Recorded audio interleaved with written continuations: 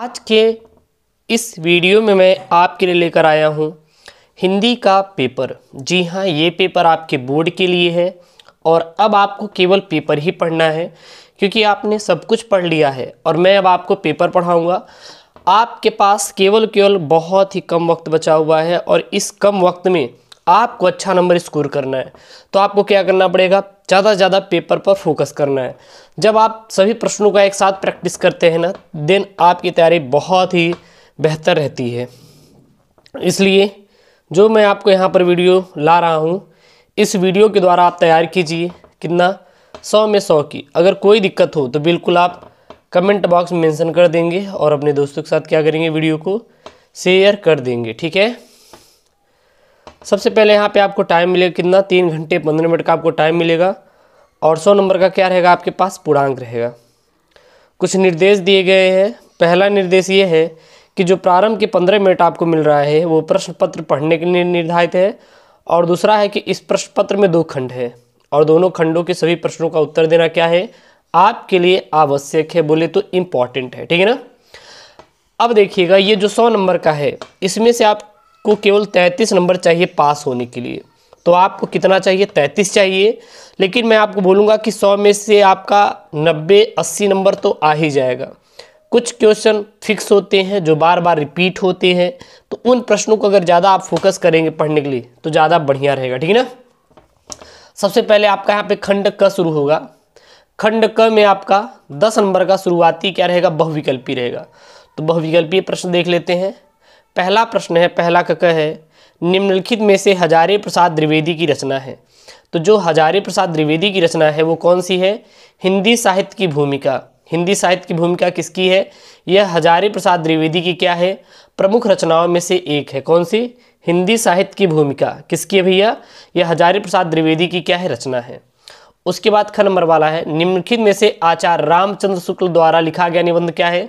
तो कविता क्या है, कविता क्या है, किसके द्वारा लिखा गया है, आचार्य रामचंद्र शुक्ल के द्वारा लिखा गया निबंध है, कविता क्या है। उसके बाद यह ग वाला, अजात शत्रु रचना की विधा है, कौन सी है, तो यह एक नाटक है। जो अजात शत्रु है यह रचना की विधा क्या है, तो यह एक नाटक है। अजात शत्रु क्या है, नाटक है। इसके लेखक कौन है अगर पूछे तो आप क्या बताएंगे, बिल्कुल कमेंट बॉक्स में मेंशन कर दीजिए। अगला है, अज्ञेय की रचना है। अज्ञेय की रचना क्या है, शेखर एक जीवनी। शेखर एक जीवनी किसकी रचना है भैया, अज्ञेय की रचना है। उसके बाद यहाँ पे अगला आपका बहुविकल्पी आता है। यहाँ पे अगला बहुविकल्पी है, यहाँ पे अंगा वाला देखिए, बहादुर कहानी के लेखक कौन है। तो जो बहादुर कहानी के लेखक है वो जैनेन्द्र कुमार है। जैनेन्द्र कुमार किसके लेखक है, बहादुर कहानी के लेखक है। फिर दूसरे का है, रामधारी सिंह दिनकर प्रमुख कवि हैं। तो जो रामधारी सिंह दिनकर हैं ये प्रमुख कवि किसके हैं, प्रगतिवादी काव्यधारा के। रामधारी सिंह दिनकर प्रमुख कवि किसके भैया, प्रगतिवादी काव्यधारा के जो हैं या रामधारी सिंह दिनकर हैं, कवि किसके हैं, प्रगतिवादी काव्यधारा के। फिर ग वाला है, बिहार की रचनाओं का छंद है, क्या है, चौपाई। जो बिहार जी थे इनके जो रचनाओं का छंद था वो क्या था, आपका चौपाई था। आंसू रचना किसकी है, तो जयशंकर प्रसाद की। आंसू रचना किसकी है, जो आंसू रचना है यह जयशंकर प्रसाद की। किसकी भैया, जयशंकर प्रसाद की है। आंसू रचना किसकी है, जयशंकर प्रसाद का है, एकदम छाप देना है। उसके बाद यहाँ पे है घ वाला, छायावाद स्थूल के प्रति सूक्ष्म का विद्रोह कथन था। किसका कथन था, तो जो छायावाद स्थूल के प्रति सूक्ष्म विद्रोह कथन था यह डॉक्टर नगेंद्र का कथन था। किसका कथन था, डॉक्टर नगेंद्र का कथन था, यानी कहना था। फिर अंगा वाला प्रश्न है, दूसरा सप्तक का प्रकाशन कब हुआ था, 1951 ईस्वी में। प्रथम तार सप्तक का प्रकाशन कब हुआ था, 1943। और तृतीय तार सप्तक का प्रकाशन कब हुआ था, 1956 हुआ था या फिर 1954 हुआ था, कमेंट बॉक्स में बता दीजिए, या फिर 1953 हुआ था। उसके बाद आपके पेपर में आएगा 10 नंबर का क्या आएगा, आपका गद्यांश आएगा। क्या आएगा भैया, गद्यांश। और ये महत्वपूर्ण वाला आपका गद्यांश आएगा पेपर में।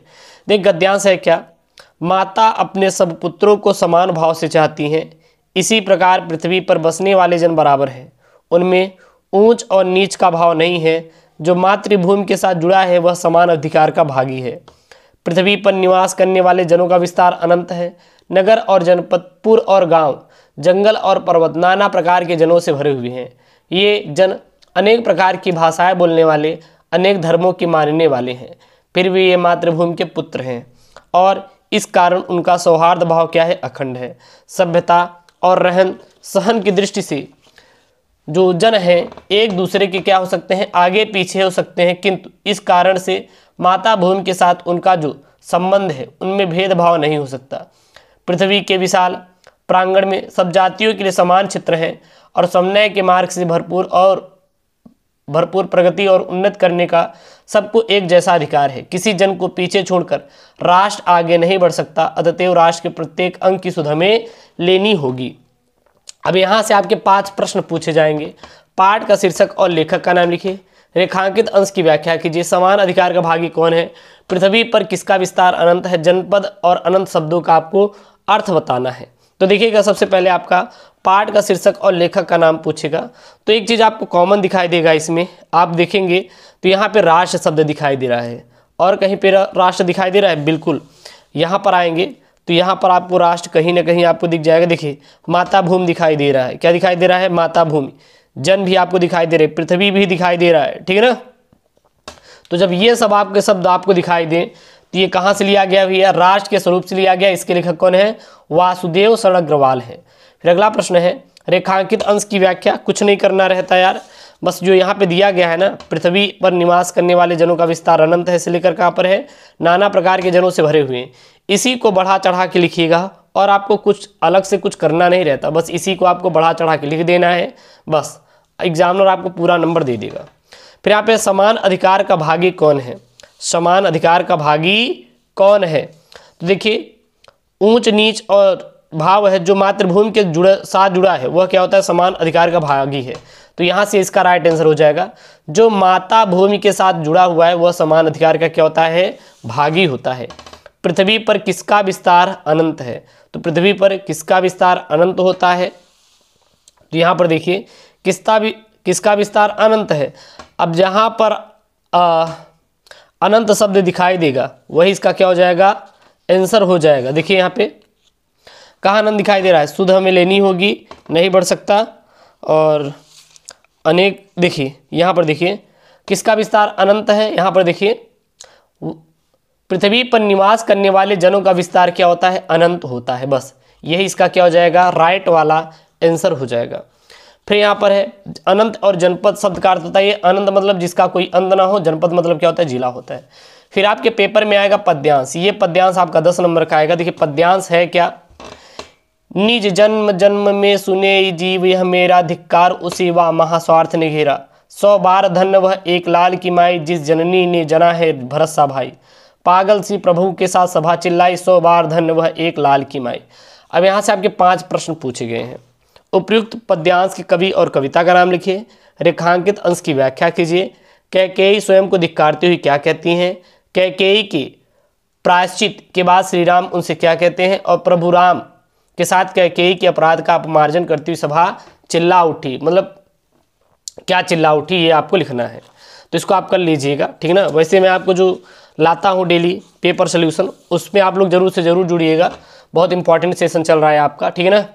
फिर यहाँ पे 5 नंबर है आपका, निम्नलिखित में से एक लेखक का साहित्यिक परिचय देते हुए उनकी प्रमुख रचनाओं का उल्लेख कीजिए। 5 नंबर का आएगा वासुदेव शरण अग्रवाल, प्रोफेसर सुंदर रेड्डी, डॉक्टर हजारी प्रसाद द्विवेदी। तो यहाँ पे है डॉक्टर हजारी प्रसाद द्विवेदी का जन्म 1907 ईस्वी में, जन्म स्थान दुबे का छपरा बलिया जिले में। पिता का नाम अनमोल द्विवेदी, माता का नाम ज्योतिषमती था, बचपन का नाम वैद्यनाथ द्विवेदी था। यह अनेक महत्वपूर्ण पदों पर कार्यरत भी थे और उनकी मृत्यु 18 मई सन 1979 ईस्वी को हो गया था। बस दैट्स इट, और आपको कुछ भी करने की जरूरत नहीं है, ठीक है ना। देखिए 1907 है, यहाँ पे 1907, यहाँ पे जो 7 है इसको 7 पहले कर दीजिएगा, लास्ट में 9 लगा दीजिएगा, 0 के बाद 9, 7 को पहले कर दीजिए, बस काम खत्म हुआ। फिर ख वाला क्या है यहाँ पे? देखिए ख वाला यहाँ पे, निम्नलिखित में से किसी एक कवि का साहित्यिक परिचय देते उनके काव्य कृतियों का उल्लेख कीजिए। महादेव वर्मा, रामधारी सिंह दिनकर, सुमित्रानंदन पंत। तो यहाँ पे रामधारी सिंह दिनकर का संक्षिप्त परिचय देखेंगे। जन्म 30 सितंबर 1908 ईस्वी में, जन्मस्थान सिमरिया जो कि मुंगेर बिहार जिले में हुआ था इनका जन्म। पिता का नाम रवि सिंह था और इनकी भाषा कैसी थी? परिष्कृत खड़ी बोली थी। शैली प्रबंध एवं मुक्तक शैली थी। सर इनकी प्रमुख रचनाएं उर्वशी, कुरुक्षेत्र, शामधेनु, रेणुका, परशुराम की प्रतीक्षा इत्यादि इनकी क्या है भैया? प्रमुख रचनाएं हैं। और इनकी मृत्यु जो हुई थी 1974 ईस्वी में हुआ था, किसका? रामधारी सिंह दिनकर का। उसके बाद जो छठा प्रश्न आएगा वो आपका आएगा पंचलाइट अथवा बहादुर कहानी का सारांश लिखिए, या फिर देगा धुर यात्रा अथवा बहादुर कहानी का उद्देश्य लिखिए। हम बस यही आपसे बोलेंगे कि पंचलाइट और बहादुर को तैयार कर लीजिए, बस काम खत्म। यही दो में आपका काम हो जाएगा, 5 नंबर यहाँ से आपका फिक्स हो जाएगा। उसके बाद 7 नंबर वाला यहाँ पे स्वपठित खंड काव्य के आधार पर किसी एक खंड के एक प्रश्न का उत्तर दीजिए। अधिकतम शब्द सीमा 80 शब्द, 5 नंबर का है। जैसे मुक्ति यज्ञ, सत्य की जीत, रश्मि रथी, आलोक वृत्त, त्यागपथी, श्रवण कुमार इत्यादि हैं। यह आपको अपने जिले के अनुसार करना है। अगर आपको ये नहीं समझ आ रहा है कि ये कौन से किस जिले से है तो बिल्कुल कमेंट कर दीजिए, मैं आपको बता दूंगा। उसके बाद जो खंड ख आएगा यह आपका संस्कृत का गद्यांश रहेगा, इसको आप खुद से करिएगा। आप यहाँ पे टिक लगा सकते हैं, ये इंपॉर्टेंट वाला गद्यांश है। धनोयम भारत देश यत्र समुल्लसत जनमानस पावनी से लेकर कहाँ तक है यहाँ पर है आपका भाषायाम लिखितानि संति तक है, ठीक है ना। और उसके बाद ये पद्यांश आएगा, परोक्षे कार्य हंतरम प्रत्यक्षते प्रिय दर्शनम से लेकर कहाँ पयोमुखम तक है। उसके बाद आपका मुहावरा आएगा। देखिए यहाँ पे क्या, निम्नलिखित मुहावरे में से किसी एक का अर्थ लिखकर वाक्य प्रयोग कीजिए। काला अक्षर भैंस बराबर, आँख का तारा होना मतलब कि अति प्रिय होना, अपना उल्लू सीधा करना, ईद का चांद होना मतलब बहुत दिन बाद दिखाई पड़ना।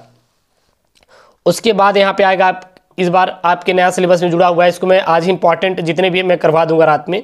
अपठित गद्यांश और पद्यांश गद्यांश है जो कि संधि विच्छेद और विभक्ति और वचन के स्थान में नया टॉपिक में जुड़ा हुआ है। फिर 11 का यहाँ पे शब्द युग्म का सही अर्थ करके चयन करके लिखना है। अनिल और अनल तो हवा और क्या हो जाएगा, आग हो जाएगा। अनिल मतलब हवा होता है, अनल मतलब आग होता है। अम्बुज और अम्बुद तो अम्बुज मतलब क्या होता है, कमल होता है, अम्बुद मतलब बादल होता है। फिर यहाँ पे आपका निम्नलिखित शब्दों में से किसी एक शब्द के 2 अर्थ लिखना है, गति, तीर, पयोधर। और यहाँ पे आपका निम्नलिखित वाक्यांशों के लिए एक शब्द का चयन कीजिए। आशा से अधिक आशातीत कहलाता है। जानने की इच्छा रखने वाले को जिज्ञासु कहते हैं। क्या कहते हैं, जिज्ञासु। फिर घ नंबर आएगा, निम्नलिखित में से किन्हीं 2 वाक्यों को शुद्ध करके लिखिए। 2 नंबर का, व्यक्ति और जीवन का घोर संबंध है। बेटी तो पराया धन होती है, बेटी पराया धन होती है। 4 कानपुर के व्यक्ति बोले, दरिद्रता जैसी शत्रु दूसरी नहीं है। बस ये आपको है, इसको शुद्ध करके लिखना है, प्रैक्टिस कर लीजिएगा और ये पेपर आप तैयार कर लीजिएगा। हर एक पेपर जो भी मैं ला रहा हूँ आपका, क्योंकि 7 सेट आपके यूपी बोर्ड में आता है, हर एक सेट इंपॉर्टेंट है, तैयार कर लीजिएगा। फिर यहाँ पे 12 का है, श्रृंगार रस अथवा वीर रस का लक्षण सहित उदाहरण लिखिए। 2 नंबर का है। उत्प्रेक्षालंकार उपमालंकार की परिभाषा सहित उदाहरण लिखिए। 2 नंबर का है। कुंडली छंद और दोहा छंद का लक्षण सहित उदाहरण लिखिए। 2 नंबर का है, ठीक है ना। आपके 2 नंबर के आएंगे। उसके बाद 13 नंबर वाला है, किसी विद्यालय के प्रधानाचार्य को सहायक अध्यापक की भर्ती हेतु पत्र लिखिए, अथवा किसी बैंक के प्रबंधक को अपने अध्ययन हेतु अल्प ब्याज मेरिट देने के लिए पत्र लिखिए। मतलब पत्र लेखन आपके लिए आएगा 6 नंबर का। आप चाहे ये वाला कर लीजिएगा या भी ये कर लीजिएगा। मैं तो यही बताऊंगा कि आप एक फॉर्मेट तैयार कर लीजिए, उसी फॉर्मेट से अगर याद करेंगे तो आपका पत्र लेखन हो ही जाएगा। उसके बाद लास्ट प्रश्न यहाँ पे आपका आएगा, निम्नलिखित विषयों में से किसी एक पर अपनी भाषा शैली में निबंध लिखिए। आज़ादी का अमृत महोत्सव, नई शिक्षा नीति 2020, गुणदोष, पर्यावरण संरक्षण, आवश्यकता और महत्व, मेरे प्रिय लेखक, या फिर आपका आएगा किस पर, वर्तमान समाज में नारी की स्थिति, वर्तमान समाज में नारी की स्थिति। बस यही आपका आने वाला है और ये पेपर तैयार कर लीजिएगा। और जो अब शाम को वीडियो आएगा उसमें आपको एक और पेपर का क्या मिलेगा, सोल्यूशन। अब आपको पूरा वीडियो ही ला के देंगे, तो चैनल को सब्सक्राइब करना है, वीडियो को लाइक करना है, क्योंकि हिंदी की बेहतरीन तैयारी आपको यूट्यूब चैनल यस-के स्टडी पर कराई जा रही है। आप चैनल से जुड़िए, चैनल को सब्सक्राइब करिए, ज़्यादा से ज़्यादा इस वीडियो को फैलाओ यार, जितने बच्चों तक हो पाए उतने बच्चे तक इसको शेयर जरूर से जरूर करिएगा। मिलते हैं नेक्स्ट वीडियो में। दोस्तों thank you, Jai Hind, take care, bye bye.